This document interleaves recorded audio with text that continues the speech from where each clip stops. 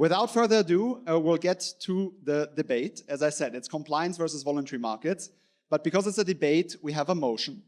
And the motion that you will be voting on at the end of today is true scale will come from voluntary carbon markets first. I'm not sure. It's already been done. Exactly. So you can also see it here on the screen. That is what we will be debating today.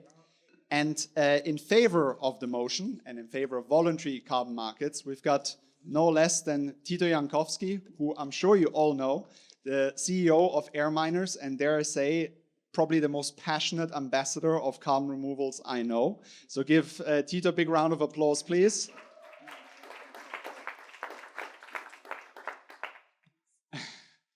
And arguing against the motion or in favor of compliance markets is my co-host at the CDR Policy Scoop and Managing Director of Climate Principles, Tamme, who I would also dare to say is probably the most experienced CDR policy expert I know. So yeah, give Eve also a big round of applause. In terms of how this will go, both if you've watched previous debates, we've done 2 so far, which have proven incredibly popular. We are going to follow the same format, but we've decided to make it 10 minutes longer this time on popular demand. We're going to start with opening statements, 3-minute opening statements by both sides. Then I've prepared some spicy questions to get the juices flowing. And after that, we will move to questions from the audience. I will soon also visualize a QR code on Menti where you can all join, whether online or in person. You can submit questions, you can upvote questions, and we'll take the most popular questions. Then the 2 speakers will have 2 minutes for a closing statement. And after that, the big moment arrives. You get to vote again on Menti here and online. You get to vote on the winner of today's debate. Final disclaimer before we kick off. Of course, we need both compliance and voluntary markets. As with previous debates, we decide to pit things against each other, not because we believe we need just one of them, but because we think it's a playful, engaging type of format that people seem to really resonate with, just to learn more about the different approaches. So don't take this as us pitting them against each other, but just as an engaging format. And with that, Tito, arguing in front of the motion, the floor is yours.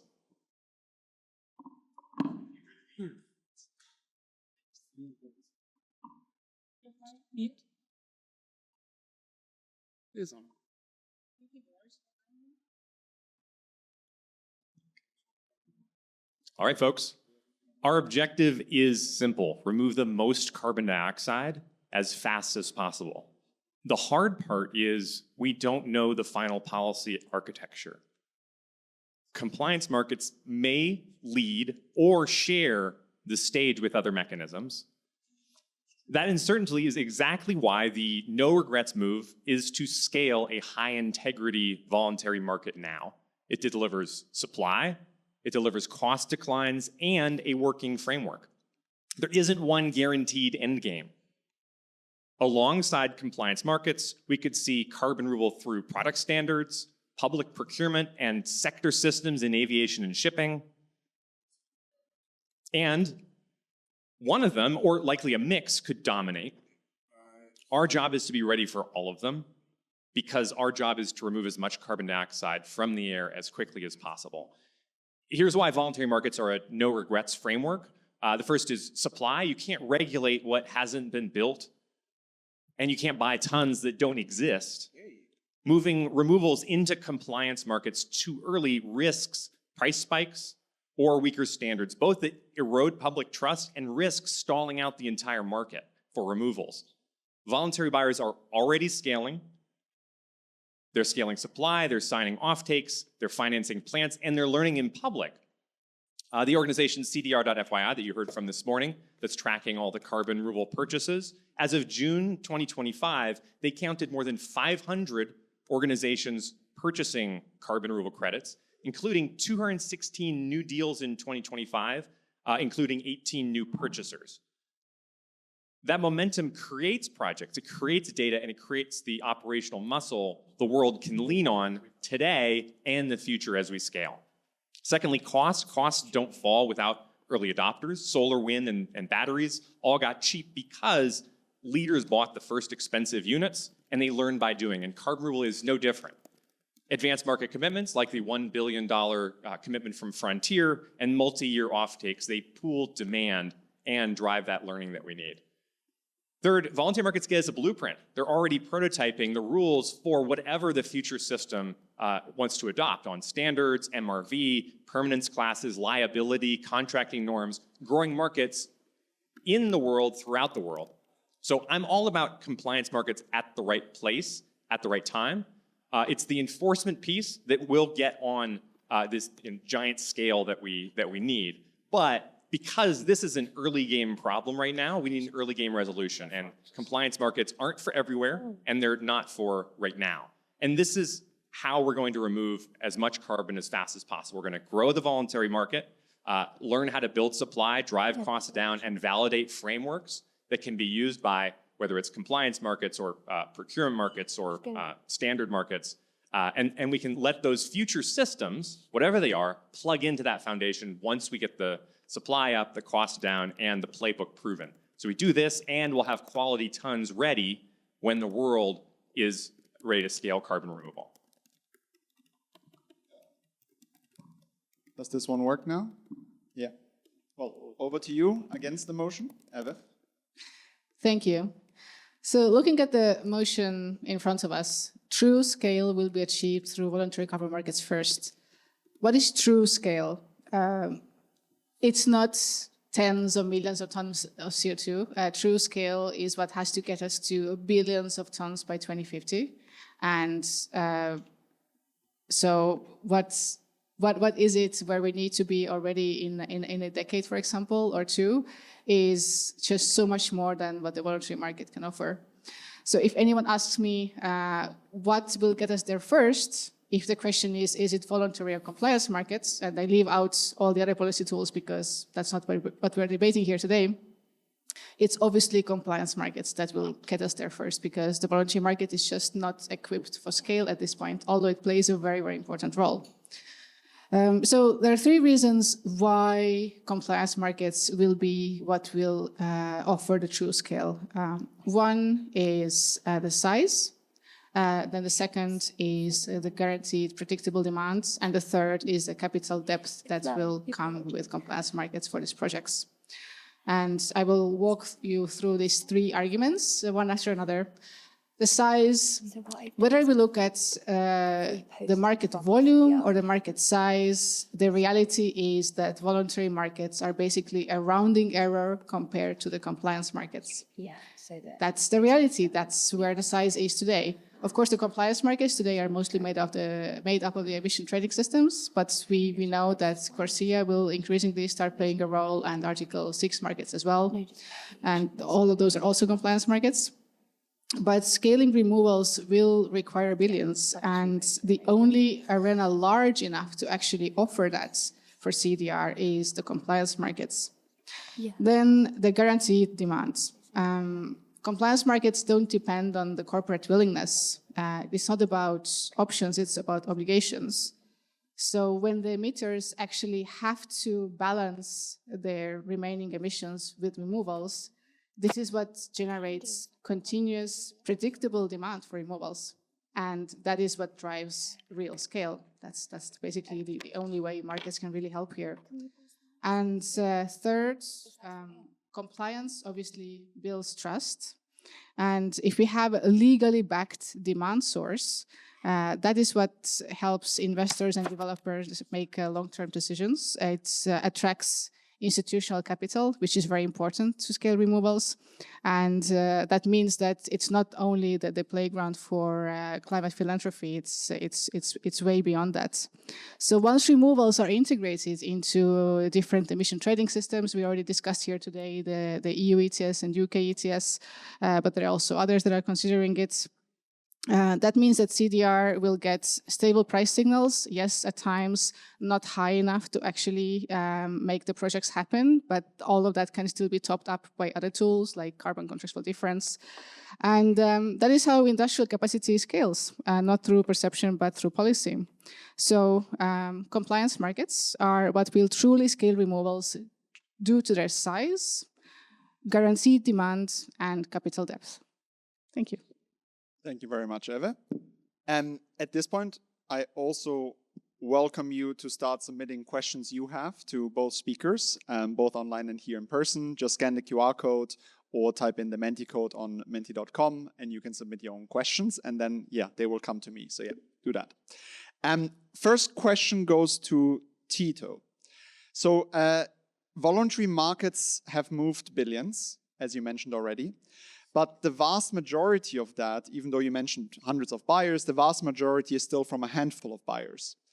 Is that a scalable base, or are we overestimating corporate appetite? Great question. This is a hot topic, right? Microsoft is a super majority of all the commitments to purchasing, and that's a hot topic because it's how do we actually scale that? What I've been surprised by this past year is the incoming new buyers clubs starting up around the world. We've seen, for example, Symbiosis startup that's going after more nature-based carbon removals to complement what Frontier's done with its billion-dollar commitment. And we clearly need a diversity of buyers that are continuing to make bigger purchases. Eva, if compliance markets are the path to scale, what's the risk of waiting too long before they actually integrate removals? I don't really see that as a problem because we do have voluntary markets, right? So these are what have been used very successfully now in the early stages. This is where the testing and piloting happens, especially as new ways of removing CO2 come into action. That's where different CDR methods will move through different levels of technological readiness levels. And eventually, all of that will graduate into compliance markets. In the case of the EU, the good example is that the first ones likely to be incorporated into the EU ETS will be DAX and BECS, which are also like the highest on the TRL level from durable removals. And over time, we will see that changing. But voluntary markets are often seen as this kind of stopgap before we get to the compliance markets that then will actually help to scale. So as Tito said, lots of learnings there that will be coming from the voluntary markets that then will be used in compliance markets. And another topic that probably we'll still get to is how much compliance markets or compliance demand will end up using the existing infrastructure of the voluntary markets, because that just makes sense. I'll keep going, but at any point, if you want to push back on what they said, go for it. So this is to both of you, but I'll start with you, Tito. You both agree that CDR must scale to billions of tons, but you clearly disagree on the how. What's the single biggest misconception that the other side has about your market?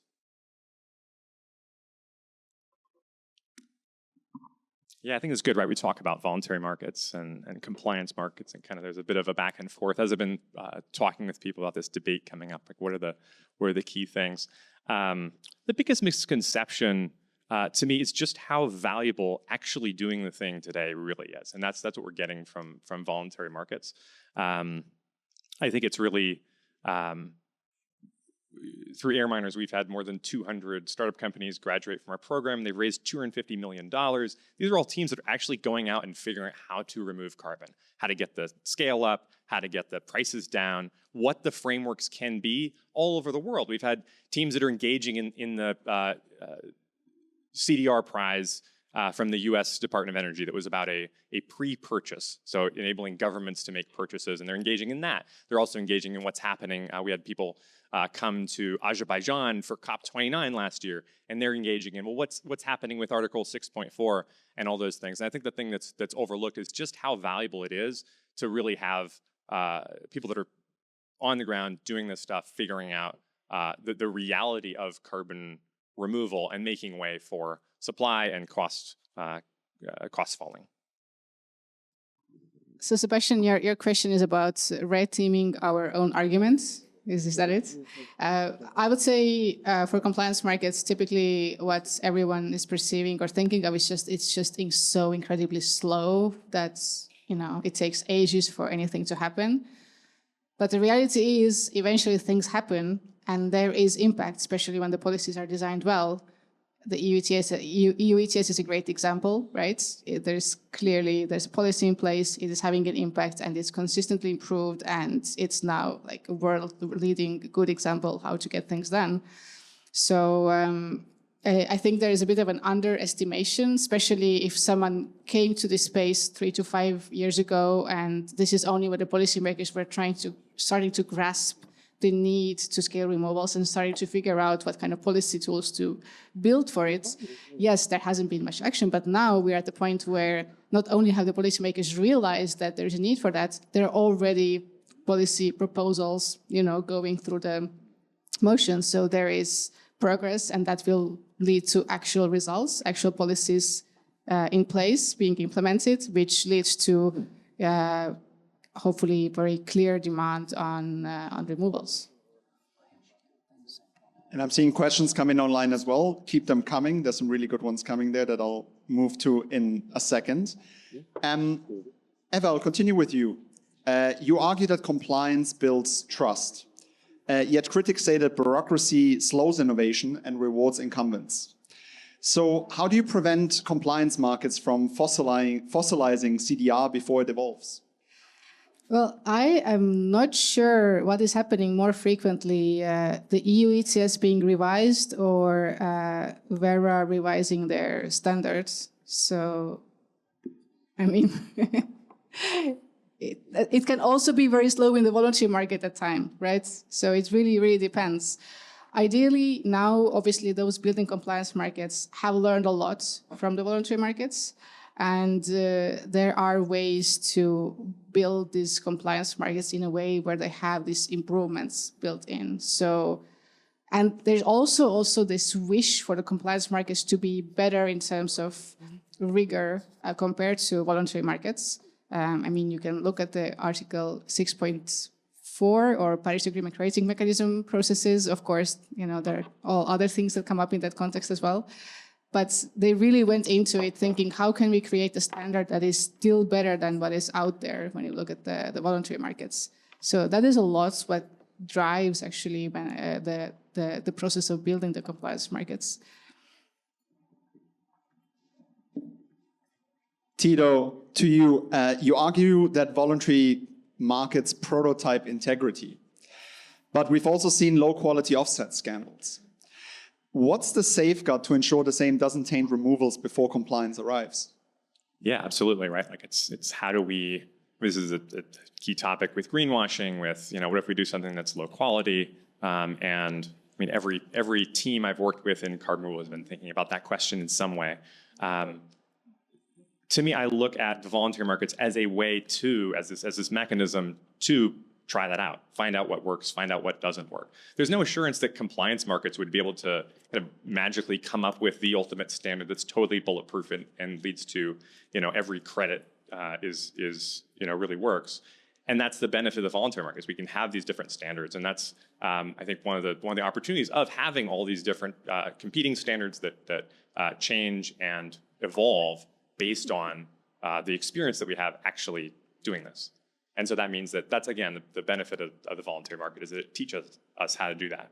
But Tito, what about the fragmentation? Because compliance markets are large, which means that, that the same markets can have quite big impacts. Voluntary markets are very, very fragmented. I mean, there are different standards, there are different countries having their domestic voluntary markets. For anyone wanting to orienteer there, it is very, very difficult these days. Any take on that? Is that a good thing? Yeah, I think that is it's wouldn't necessarily say it's a good thing, but it's hard to imagine how you would discover what actually works without it. It's all those, for you, what's fragmentation can also be looked at as different organizations, different groups trying to figure out what works at a local level, which then paves the way for figuring out how we make this work globally. So when I think about somebody's working on different standards for biochar, okay, 100-year permanence. And now there's somebody going out and leading the way with, well, maybe it's 1,000-year permanence. And there's pathways to 1,000-year permanence for biochar. That's that. You could say, well, those are two competing standards. Which is it? Is it 100-ton or 100-year, or is it 1,000-year? And I just see that is debate in the market in a way that enables it to evolve and succeed rapidly, which is exactly what we need because it's such a important issue. One thing that Eva was hinting at earlier is that carbon removal, certain types especially, need the build-out of quite a lot of infrastructure, right? How do you see the voluntary carbon market being able to do that? Yeah, so if we zoom out and look at this, right, like from idea to project finance to scale, how do we do that? We're already seeing that. We're seeing organizations and startups able to get project finance to scale what they're doing. I've talked with Bank of Montreal, Lloyd's. They're looking at, these are opportunities for us as a bank to get involved in the project finance and in the scale of these things. And so we're seeing that market mechanism already at work with the tons that are being removed today. And so that's what I see as, again, the value of starting with these voluntary purchases and learning from them and indeed scaling with them. When it comes to infrastructure, so I'm not sure if this is what you had in mind with the question, Sebastian, but I think one of the examples why I think the future is in compliance markets is also the reality that many voluntary market standards are looking to align themselves so that their credits could actually be used for compliance purposes. So that's yet like a testament to the fact that compliance markets is actually what eventually will help with the scale. I'm seeing so many good questions come through, so I'll start moving to audience questions. The first one, and I guess I'll combine two here for Eva, is what will happen to prices in a compliance market? And I would elaborate basically, we are seeing potentially prices that are too high right now, right, to be used or integrated in a compliance market. And I guess linked to that, is the compliance market even ready for carbon removal? Well, is compliance market ready? The first session today here at Carbon Unbound, we discussed that both the UK and the EU are looking at incorporating removals into their emission trading systems. They're just taking the most ready removal methods first, and that makes a lot of sense. What was the first part of your question? About the prices. Yeah, the prices. So as I mentioned already in my opening statement, obviously, if we compare, let's say, the EU ETS carbon price right now with some durable removal carbon prices, it's not necessarily an enabler. But we have other tools that we can use to build on this. We can use, for example, carbon contracts for difference. There are policy mechanisms we can put in place for that. And the reality is that we do envisage the ETS price to go up as the cap declines, and we do envisage the carbon removal prices, through all the learnings, start going down. So at some point, there might be a balance point. Hopefully not in a too distant future, hopefully way before 2050. Do you think CDR is ready for compliance markets?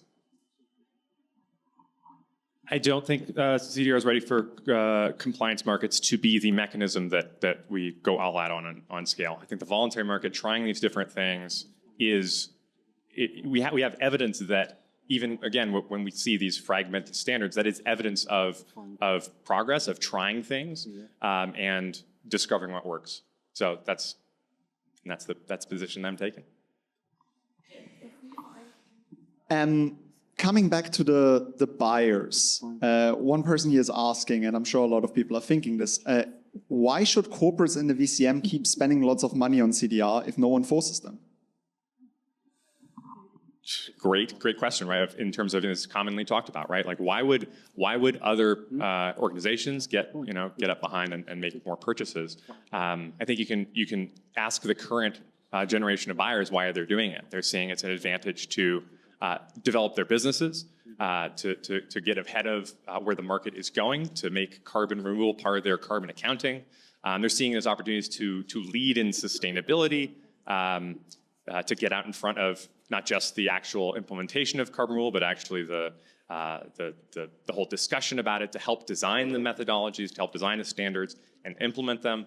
And you're seeing companies like Mitsubishi, for example. This is a project development opportunity for them. Or if you're a consulting company, this is an opportunity for you to learn about carbon removal and get involved in the market. and then have your 500 clients, Fortune 500 clients, all get on board. And so those are all opportunities that we're seeing early buyers grab onto as they say, look, let's get into carbon removal. Well, this is all very important, but it's really, really far off from the true scale we should be discussing here. But talking about true scale, and I think there's a good question I can put right back at you, is what happens for compliance markets if public appetite for climate action continues to recede? Is there a risk that we make all these plans, but then they just fall apart? Well, we have climate targets that have been enshrined in law. We have the Paris Agreement that for sure will not be opened up and is asking for balancing reductions and removals. Balancing reductions with removals in the second half of the century for the transparency purposes. But I mean, it's definitely more challenging right now, but I don't see it being challenging enough to say that suddenly markets are becoming infeasible for climate action, and that I don't see the future for removals to benefit from the scale that carbon markets could bring compliance markets. How do you see that actually for voluntary carbon markets? Like if the public appetite for climate recedes, do you think that voluntary carbon markets are potentially more resilient or in a similar position? Yeah, this is an important topic, right? Like we see in political cycles, we see policies get withdrawn, but we also see corporates respond to in the same sense of, if, for example, the US Department of Energy pulls back on its CDR purchase prize, you also see corporates saying, well, hey, maybe this is something that we're concerned about. My stance on this is that the voluntary markets allow buyers to participate for whatever reason they choose to. And what that means is that even if there are up cycles and down cycles in the policy world, there's still space for whether it's a bank, a consulting company, a project development company, for them to seize on this. And overall, what you get is a more consistent demand for carbon removal in these early stages that can grow as we get on the path to true supply. And as I see here, I'm going to summarize a couple of questions. And I know I asked you earlier, but I think you answered it a bit on the side. Around the potential risk of stifling innovation, of rewarding incumbents, and essentially of compliance carbon markets not fostering the same amount of innovation and diversity that voluntary carbon markets can. How would you reply to that? Is there a risk that if we move too fast to compliance markets, we just pick 2 or 3 technologies and we don't actually know if we'll ever discover the ones that could have the biggest impact 10, 15 years from now? I think I already answered it in my opening statement or right after it, but the logic is that different CDR methods kind of graduate from the voluntary markets to compliance markets. So compliance markets are not meant to be the ones that are predominantly supporting the innovation or figuring out, let's say, the first methodologies for a new way of removing carbon. I mean, we do have examples where, for example, there is an innovation fund under the EU ETS, and that is used for new innovative projects, but that's not necessarily what benefits from completely new and innovative CDR solutions, right? So it's very logical what compliance markets do. We do have a few CDR methods that are ready enough to graduate into compliance markets, and over time, more of them will do it. It doesn't mean that, let's say, we end up with the BECS and DACs in the EU ETS, and then a few years later, we couldn't have more CDR methods in there. There's still a long way up until 2040, I mean, even to 2030, and then to 2040 and 2050. There's plenty of time to bring in new CDR methods as we have gained enough experience with them in the voluntary markets. You just mentioned kind of the 2030, 2040, 2050. Maybe focusing on 2030 because that's more tangible.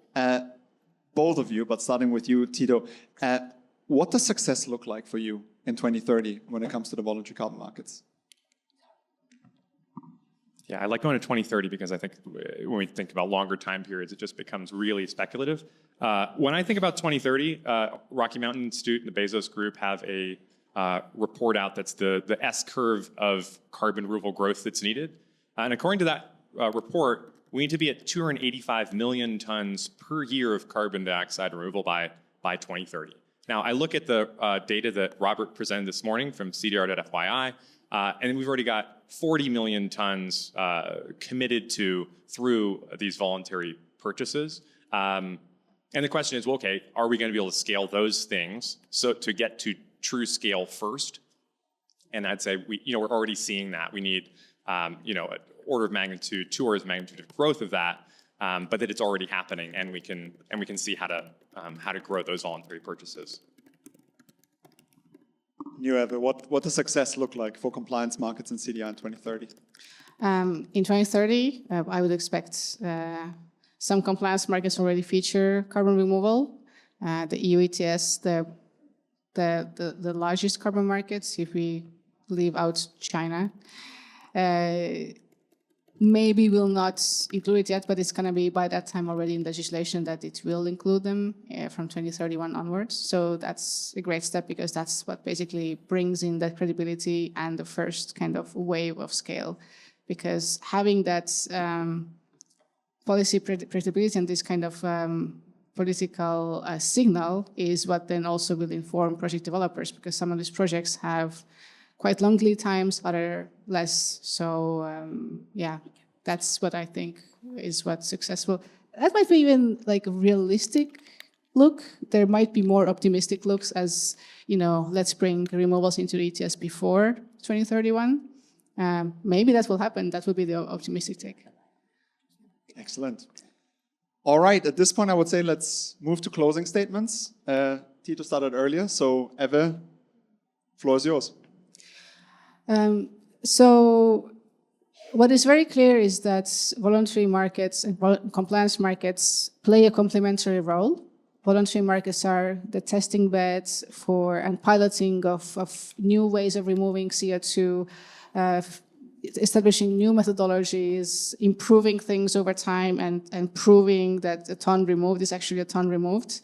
And then compliance markets is where the true scale will happen afterwards, because voluntary markets are just not large enough, even anywhere near large enough to actually drive the scale that is needed if we look at how many removals we'll be needing by 2040 and 2050. So the true scale when it comes to removals and carbon markets will come from compliance markets. Thank you, Eva. Tito? True scale first will come from voluntary markets. It's in part because we're already seeing voluntary markets able to deliver. They're already getting tons in the ground, and they're getting commitments for future sales of credits. The challenging thing about voluntary markets is we're going to find a lot of things that don't work. And those things might look like fragmentation, they might look like competition, but that is the power of that market as it scales. I got to go to the Kew Botanical Garden. It's the Royal Garden in the south of the UK. And this is a dandelion that I got that's in epoxy. And this had me thinking about like the power of the voluntary market. Like each of these seeds is going to fly somewhere, and maybe it'll sprout, maybe it won't. But the key thing for scaling carbon removal and getting the speed and the supply we need is that we do find something that grows.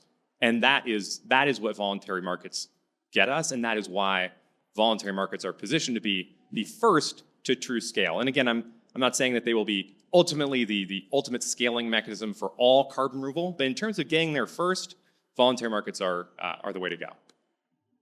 Excellent. Thank you for that. All right. Now you can scan this new QR code and you all get to vote.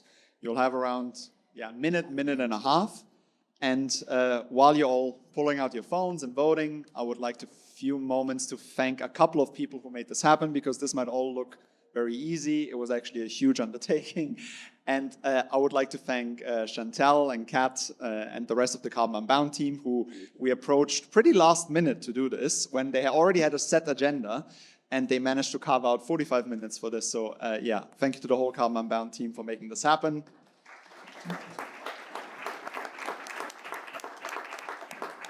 And then I would like to thank a couple of people who are doing all the behind the scenes work here today. That's Helen and Raf, who are part of the CDR Policy Scoop team. CDR Policy Scoop team. Then we've got Ben and Kathleen, who are doing all the recording and walking around with the selfie sticks. So thank you guys for making this happen, especially with the live stream and the live questions and everything else.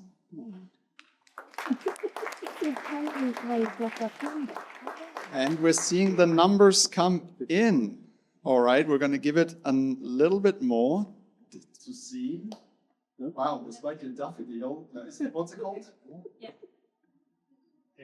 Then, despite that, you seem to be lagging behind here for now. Yeah, that was great. That was. And of course, more than anyone ever who a year ago was crazy enough to agree to do this. And by the way, when we launched the Policy Scoop, I told him we were going to just have 3 conversations and live stream them. Nothing about a podcast, nothing about anything else. Here we are. Okay. Then I would say we cut it off and we have a winner. Compliance markets will clearly scale removals first. Eve, congratulations. Thank you.